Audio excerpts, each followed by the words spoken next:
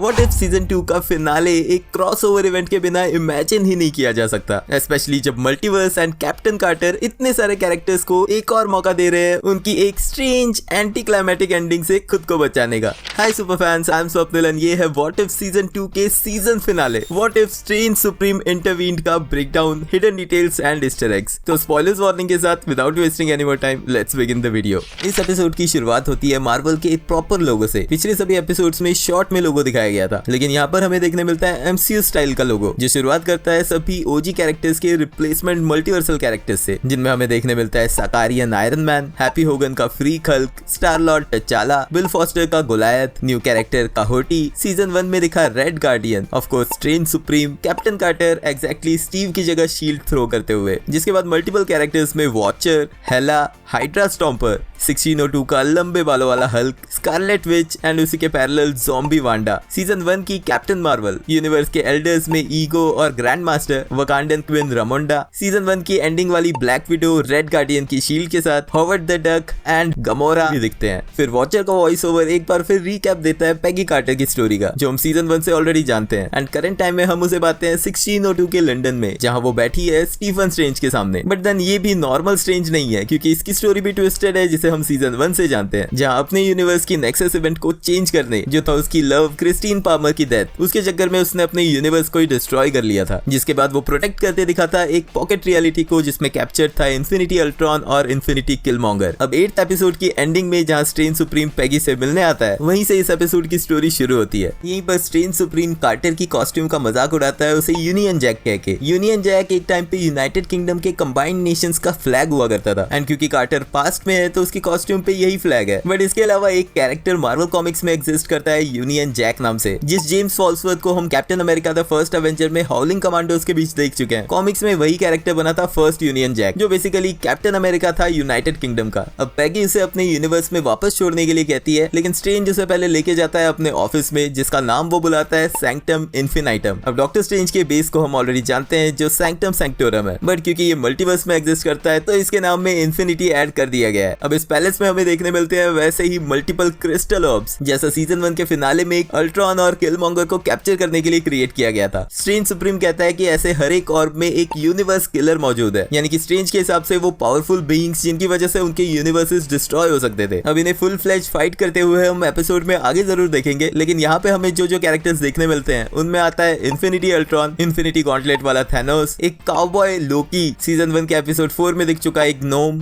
हेला, एक साइबरट्रोनिक rocket, young Peter quill जो ego की पावर के अंडर था, कॉर्वियस ग्लेव, थैनोस की ब्लैक ऑर्डर आर्मी का मेंबर, एंड एक थॉर वेरिएंट भी। यानी कि सीजन 1 के फिनाले से लेकर अब तक स्ट्रेंज डिफरेंट यूनिवर्सेस में जाके ऐसे ही पर्सन्स को ट्रैप कर रहा था जो यूनिवर्स डिस्ट्रॉय कर सकते हैं, एंड उसके हिसाब से वो ये करके उन यूनिवर्सेस को बचने का मौका दे रहा था, जो वॉचर नहीं कर रहा, जो इस एपिसोड के टाइटल को डिफाइन करता है। यानी कि स्ट्रेंज सुप्रीम इतने टाइम से इंटरवीन करता आ रहा है, बट यही हमें पता लगता है कि स्ट्रेंज को चाहिए पेगी कार्टर की मदद, ताकि वो एक ऐसे डेंजरस बीइंग को पकड़ पाए जो उसकी कैप्चर से भाग चुका है। जो चीज पेगी यहाँ पहले ही गैस कर लेती है, और रेफरेंस में वो बताती है 3 मूवीज के नाम, ग्रेमलिन्स 1984 की एक कॉमेडी हॉरर मूवी, एलियंस जिसकी एक फ्रेंचाइजी है, एंड जुरासिक पार्क एक और फ्रेंचाइजी। वो स्ट्रेंज की सिचुएशन को इन मूवीज से कंपेयर करती है कि अगर ऐसे क्रिएचर्स या ह्यूमंस को भी एक जगह इकट्ठा किया जाएगा तो कोई न कोई जरूर भागेगा, जो इन सभी मूवीज के प्लॉट्स थे। अब इनिशियली पेगी उसकी मदद करने से मना कर देती है, लेकिन जब स्ट्रेंज उसे याद दिलाता है कि 1602 लंदन में भी तो उसने ऐसे ही किया है, तब वो उससे आर्ग्यू नहीं कर पाती और उसकी मदद के लिए अग्री करती है। अब सैंक्टम में हम उस सेक्शन में जहाँ पर पैसेज वे दिखते हैं, जो चीज हम डॉक्टर स्ट्रेंज के सैंक्टम में एमसीयू में देख चुके हैं, और इस यूनिवर्स में भेजने से पहले स्ट्रेंज उसका कॉस्ट्यूम वापस कैप्टन कार्टर वाला कर देता है, एंड स्ट्रेंज उसे बताता है कि इस यूनिवर्स की वो यूनिवर्स डिस्ट्रॉयर एक लेडी है, जिसे पेगी पकड़ सकती है, क्योंकि स्ट्रेंज को आते हुए वो पहले ही देख लेगी। पेगी एंटर करती है एक ऐसे यूनिवर्स में जहाँ सब कुछ डिस्ट्रॉयड है, बट उसके सामने उसे दिखता है माउंट रशमोर, जिसपे रियल वर्ल्ड में तो 4 प्रेसिडेंट्स के फेसेस कार्व्ड है, लेकिन यहाँ दिखता है ओनली रेड स्कल का फेस, जो देख के जब पेगी शॉक में जाती है तो वॉचर उसके पीछे आता है और उसे बताता है इस यूनिवर्स की कहानी, जहाँ प्रोजेक्ट रीबर्थ, वही सुपर सोल्जर प्रोग्राम जो हाइड्रा को एंड करने के लिए किया गया था, वो प्रोग्राम फेल हो गया और हाइड्रा अपना बॉम्ब ब्लास्ट करने में सक्सेसफुल रहा। यानी कि एमसीयू में तो स्टीव रॉजर्स ने ये बॉम्ब डीएक्टिवेट करके आर्कटिक में क्रैश लैंड किया था, लेकिन इस यूनिवर्स में ये बॉम्ब फट गया और दोनों पेगी कार्टर और स्टीव रॉजर्स मारे गए, एंड वर्ल्ड वॉर 2 हाइड्रा ने जीत लिया, जिसके बाद ये अर्थ टोटली डिस्ट्रॉय हो चुकी है। बट देन पेगी वॉचर के फिर सिर्फ कहानी सुनाने से और कुछ एक्शन ना लेने को लेके उसे ही बोलती है, एंड वॉचर दुखी होकर वहां से चला जाता है। अब पैगी पे अटैक करता है टेसरेक्ट की ब्लू लाइट वाला ये सुपर फास्ट बीइंग, एंड जब पैगी उस पे अपनी शील्ड थ्रो करती है तो रिवील होता है कि ये कैरेक्टर कोई और नहीं, एपिसोड 6 में दिखी न्यू कैरेक्टर काहोटी है। यानी कि उस एपिसोड के एंड में जब स्ट्रेंज उसे मिलने आया था तो वो उसे रिक्रूट करने नहीं, उसे इम्प्रिजन करने के लिए आया था। लेकिन फिर काहोटी तो उस यूनिवर्स को सेव करते हुए दिखी थी, तो वो यूनिवर्स डिस्ट्रॉयर कैसे हुई, जो ऑलरेडी हिंट देता है कि स्ट्रेंज का प्लान किसी और डायरेक्शन की तरफ है। काहोटी पैगी को देख के गैस कर लेती है कि उसे स्ट्रेंज यहाँ पे लाया है मल्टीवर्स को बचाने के लिए, हेल्प करने। शायद यही चीज उसने काहोटी से भी पहले कही होगी, एंड यहीं पे वो बताती है कि वो नहीं, स्ट्रेंज है यूनिवर्स किलर। इससे पहले कि वो पूरी बात कर सके उनके पैरों के नीचे क्रिएट होता है एक पोर्टल और वो दोनों पहुंच जाते हैं सैंक्टम इन्फिनेटम में, एंड इमीडिएटली स्ट्रेंज काहोटी पे अटैक करता है उसे क्रिस्टल केज में कैद करने के लिए, जिससे फाइट करते हुए काहोटी मेंशन करती है द फॉर्ज और कहती है कि स्ट्रेंज सभी यूनिवर्स किलर्स ही नहीं बट हीरोज को भी इकट्ठा कर रहा है द फॉर्ज में फीड करने के लिए। अब कॉमिक्स में द ग्रेट मशीन या फिर एमसीयू में the world forge birth place है सेलेस्टियल्स का, जिनमें अरिशिम द जज जैसे क्रिएचर्स आते हैं, एंड यहीं से आगे इटर्नल्स को भी क्रिएट किया गया है। अब यहाँ वाला ये फॉर्ज सिमिलर है लेकिन थोड़ा डिफरेंट। यहाँ फॉर्ज को पावर करने के लिए सभी यूनिवर्स किलर्स और हीरोज को फीड करके उसकी एनर्जी से रिजरेक्ट किया जाएगा एक और यूनिवर्स। एंड आगे कुछ बताने से पहले पैगी रियलाइज कर लेती है कि स्ट्रेंज ये सब कुछ कर रहा है क्रिस्टीन को बचाने के लिए। यानी सीजन 1 के एपिसोड 4 में अपने यूनिवर्स को डिस्ट्रॉय करने के बावजूद स्ट्रेंज अभी रुका नहीं है। अब जब बात खुले में आती है तो स्ट्रेंज भी डिनाई नहीं करता और काहोटी पे फिर से अटैक करता है, लेकिन अब पैगी बीच में आ जाती है अपनी शील्ड लेके और स्ट्रेंज को रोकती है, उसे समझाते हुए कि जो वो करने जा रहा है वो शायद क्रिस्टीन कभी नहीं चाहेगी। एंड स्ट्रेंज कहता है कि काहोटी की death is a small price to pay, जो उसे चाहिए उसके लिए। ऐसे ही सेम मेंटालिटी एमसीयू में हमने थैनोस की भी देखी है, जो इसी तरह से हाफ यूनिवर्स को डिस्ट्रॉय करने को एक स्मॉल प्राइस कहता था। अब पैगी समझ जाती है कि वो अकेली इस सुप्रीम स्ट्रेंज को रोक नहीं सकती, लेकिन इस सैंक्टम की वॉल्स पे सभी सुपर हीरोज और सुपर विलन्स भरे हुए हैं, जिन क्रिस्टलाइज केजेस को वो अपनी शील्ड थ्रो करके काफी इजीली तोड़ देती है। एंड फिर हमें देखने मिलता है एक दिमाग हिला देने वाला कैमियो फेस्ट, जहां पर इतने सारे सुपर हीरोज और सुपर विलन्स एक साथ इस कमरे में आपस में लड़ने लगते हैं। ऑल्दो इस केओटिक सीन की शुरुआत थोड़ी शांति से होती है, जहां सबसे पहले हमें देखने मिलता है कॉर्वस ग्लेव, हैप्पी होगन का द फ्रीक, काउबॉय वर्जन लोकी का, पीटर क्विल का स्टार लॉर्ड जो कि उसके स्किन कलर से क्लियर होता है, ये शायद टास्क मास्टर है, और इसके पीछे इन्फिनिटी अल्ट्रॉन। एंड देन आता है तालो का द ग्रेट प्रोटेक्टर ड्रैगन, जो और क्रिस्टल्स ब्रेक करके और लोगों को फ्री करता है, जिसके बाद केओस मचता है और हमें फाइट्स होती दिखती है। इनमें infinity Ultron versus captain Marvel, the freak versus Proxima midnight, season 1 का इविल कलेक्टर वर्सेस शायद कॉर्ग व्हेन वो अपनी 10 रिंग्स के साथ सभी को बाव करने के लिए बोलते हुए, नॉर्मल एमसीयू का अल्ट्रॉन, एंड एक ह्यूज ग्रीन कलर का कैरेक्टर जो पहले मुझे लगा था कि हल्क का ग्लैडिएटर वर्जन है, जैसे हमने थॉर रैग्नारोक में देखा था, क्योंकि कॉमिक्स की प्लैनेट हल्क सीरीज जहाँ पे हल्क एक ग्लैडिएटर के रूप में दिखा था, उसके पास एक स्वॉर्ड भी है जो यूज करते टाइम वो हल्क स्मैश की जगह हल्क स्लैश कहते हुए दिखा था। लेकिन फिर मैंने रीवॉच में नोटिस किया कि इसके विंग्स भी है, यानी कि ये है थियोडोर ऑल्टमैन का हल्कलिंग, जो एमसीयू में भी जल्दी एंट्री करने वाला है, क्योंकि हल्कलिंग पार्ट रहा है कॉमिक्स में यंग एवेंजर्स की टीम का, जिसके बारे में और डिटेल्स देखनी है तो कार्ड से ये वाला वीडियो जरूर चेकआउट कर लेना। इसके बाद हमें दिखता है ट्रेलर में दिखा हुआ साइबॉर्ग बन चुका रॉकेट रकून एंड कुछ डार्क एल्व्स भी। अब स्ट्रेंज टोटली डिस्ट्रैक्ट हो जाता है इन सब सुपर पावर्ड बीइंग्स को फिर से कैप्चर करने में, जिसका फायदा उठा के पैगी कार्टर और काहोटी यहाँ से भागते हैं, लेकिन ज्यादा दूर नहीं, क्योंकि उनका सामना होता है वांडा से, रेगुलर नहीं ज़ॉम्बी वांडा से, जिसे हम सीजन 1 में देख चुके हैं, और उसके साथ है उसकी ज़ॉम्बी आर्मी भी। अब कुछ देर तक तो ये दोनों मिलकर उससे फाइट करते हैं और काहोटी अपनी टेलीपोर्टेशन की पावर से वांडा को कहीं और ही भेज देती है, लेकिन तभी आती है हेला अपने वुल्फ फेनरिस पे राइड करते हुए, जिसके आते ही इन सभी ज़ॉम्बीज की आईज ग्रीन ग्लो करने लगती है, क्योंकि हेला को वैसे भी अनडेड सोल्जर्स चाहिए। एंड जब हेला इन पे अटैक करने वाली होती है तो पीछे से एंट्री करता है फायर डीमन सर्टर, हेला का आर्च एनिमी। एंड जब वो दोनों आपस में लड़ने लगते हैं तो पैगी और काहोटी यहाँ से भाग निकलते हैं, लेकिन इस बार इनका रास्ता रोकता है एमसीयू का थैनोस, जिसके पास है इन्फिनिटी गॉन्टलेट। एंड जब वो पैगी को हर्ट करने वाला होता है तभी इन्फिनिटी स्टोन्स के सूट वाला किलमॉन्गर स्नैप करता है और थैनोस को डस्ट कर देता है। अब ऑफ कोर्स सीजन 1 के फिनाले से पैगी कार्टर इस किलमॉन्गर को जानती है, लेकिन उसी के साथ उसका सूट देख के वो रियलाइज करती है कि स्ट्रेंज को हराने के लिए उन्हें इन्फिनिटी स्टोन्स वाला ये सूट चाहिए। काहोटी अपनी पावर्स से किलमॉन्गर को टेलीपोर्ट कर देती है और उसका सूट वहीं रह जाता है। किलमॉन्गर पहुंच जाता है उस बैटल लोकेशन में जहां सभी लोग आपस में लड़ रहे हैं। यहाँ पे वो ब्लैक पैंथर का सूट पहन के फाइट करने लगता है 10 रिंग्स वाले वेनवू से, एंड बैकग्राउंड में हमें फाइट करते दिखते हैं 2 थॉर आपस में म्योनिर्स के साथ। अब किलमॉन्गर के सूट को टच करते ही इन्फिनिटी स्टोन्स और वो सूट पैगी के साथ एम्बेड हो जाता है। ऑल्दो एमसीयू में दिखाया गया है कि कोई भी नॉर्मल ह्यूमन इवन हल्क तक इन स्टोन्स की पावर्स को बर्दाश्त नहीं कर पाया था, बट मे बी क्योंकि ये किलमॉन्गर के एडवांस वाइब्रेनियम सूट के साथ एम्बेड हुए हैं, वही रीजन है कि पैगी कार्टर पे इनका इफेक्ट इतना नहीं होता। अब वो पहुंचते हैं फॉर्ज की लोकेशन पे, जहां स्ट्रेंज उसे ऑलरेडी स्टार्ट कर चुका है, जो एक बड़ी सी वर्टिकल टनल के बॉटम में है। इसी लोकेशन पे क्लाइमैक्स बैटल होती है Kahhori and Captain Carter versus Strange Supreme. Captain Carter अपनी शील्ड उस पे फेंकने से पहले एक्टिवेट करती है पावर स्टोन को, जिसकी मदद से शील्ड उसे हिट कर पाती है, बट देन स्ट्रेंज अटैक करता है डार्क मैजिक के डिमोनिक एंटिटी से, जिन्हें उसने सीजन 1 के 4th एपिसोड में अब्सॉर्ब किया था। अब पैगी स्पेस स्टोन एक्टिवेट करके पोर्टल्स ओपन करके अपनी शील्ड से ठीक उसी तरह अटैक करती है जैसे एमसीयू में डॉक्टर स्ट्रेंज ने स्पाइडरमैन के थ्रू थैनोस पे अटैक करवाया था। जब काहोटी स्ट्रेंज से कहती है कि वो अकेला है और वो 2, तो स्ट्रेंज अपने magical spell images of icon से क्रिएट करता है अपने कई सारे डुप्लीकेट्स, ठीक वैसे ही जैसे उसने थैनोस के साथ बैटल में किया था। ये देखने के बाद कैप्टन कार्टर का रिएक्शन बिल्कुल स्टीव रॉजर्स के सिमिलर था अवेंजर्स एज ऑफ अल्ट्रॉन के इस सीन के।